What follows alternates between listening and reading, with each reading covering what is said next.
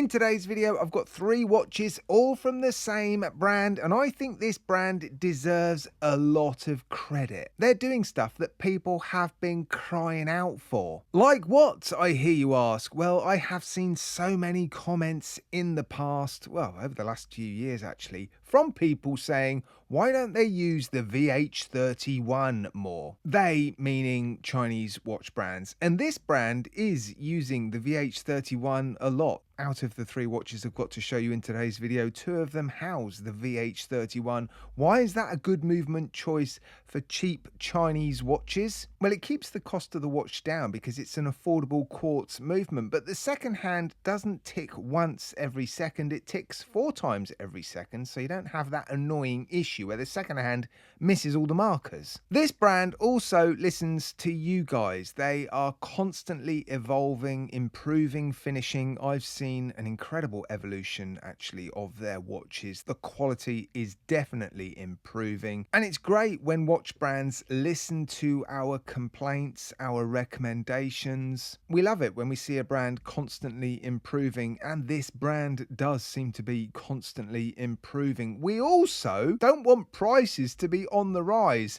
and I don't think they are with this brand. Every time I look at their website, I'm surprised by the prices. One of the watches I've got to show you in today's video is £79. The quality of these watches, okay, they're not the best watches I've ever reviewed. I'm not going to make a silly statement like that. But the quality is always really, really good, as are the specifications. You could almost argue WatchDives is the new affordable San Martin. Right, I've got 3 watches to show you in today's video, so let's not hang about any longer. The first one is a beautiful Aventurine dial Garda watch. Yeah, very nice looking watch this, isn't it? Beautiful proportions, a really nice looking case. Applied indexes, dual facet, polished hands, 100 meters of water resistant screw down case back, screw down crown. Double domed sapphire crystal. Oh, they haven't cheaped out on the crystals. I've tested all the crystals on these watches, including the sapphire bezel insert on the next watch, and they're all testing positive for sapphire crystal, which is great. This watch has an on-the-fly adjustment system clasp. And this watch is only £90. It's the WD6003, housing the VH31.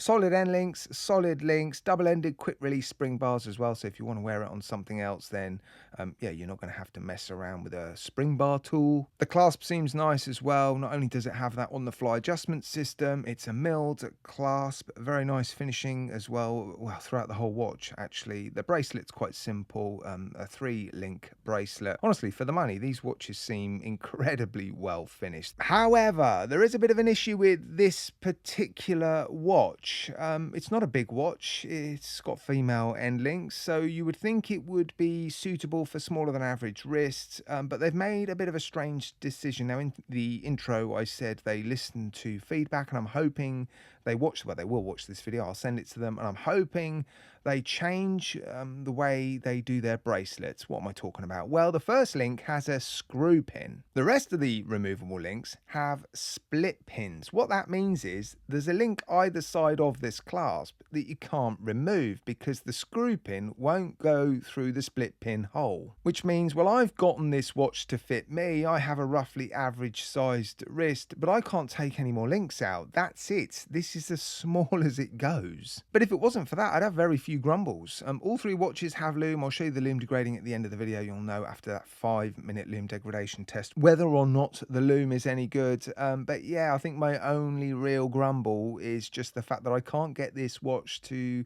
fit a smaller wrist than mine. Let's move on to watch number 2. This is the WD6542, and as I've already mentioned, it has the same issue with the bracelet, but because the links are smaller and there just seems to be more removable links, it will fit smaller than average wrists. So it's not as big an issue as it is on the previous watch. No on-the-fly adjustment system with this clasp, sadly, but you do get 5 on, well, not on the fly, what am I saying? 5 micro adjustment holes, a very nice milled clasp, again beautifully finished, solid links, solid end links, double-ended quick release spring bars, a mix of brushing and polishing on this bracelet, beautifully finished case, 2 pieces of sapphire crystal. The bezel insert is sapphire crystal, I've tested it, double domed sapphire crystal covering the dial. The hands seem to be single facet polished hands, sandwich dial, so the loom sits below the main fume dial. Beautiful colors. Yeah, a few options available with all these watches. This one houses the NH34, and it's obviously going to cost a little bit more, £143 for this one. Because it's a GMT, you do get a 24-click bi-directional bezel, which is good news. 100 meters of water resistance. Screw down case back, screw down crown. Nice date window at the 6 o'clock. Yeah, it's a good looking watch, isn't it? And if you don't like this color version, there are others available. Yeah, because this watch, or because you can get this watch to fit a smaller wrist than mine, I'm not going to complain about the bracelet as much as I did on the previous watch, but it would still be nice for them to yeah, stop adding a screw pin to that first link. Right, watch number 3. It's actually an older one. I've had this one for a little while. This is the WD6006. They've actually launched a newer version of this watch with an applied logo on the dial. There may be some other upgrades. I think they might be, or they might have improved the finishing on the newer version of this watch as well. There's some beautiful color versions available.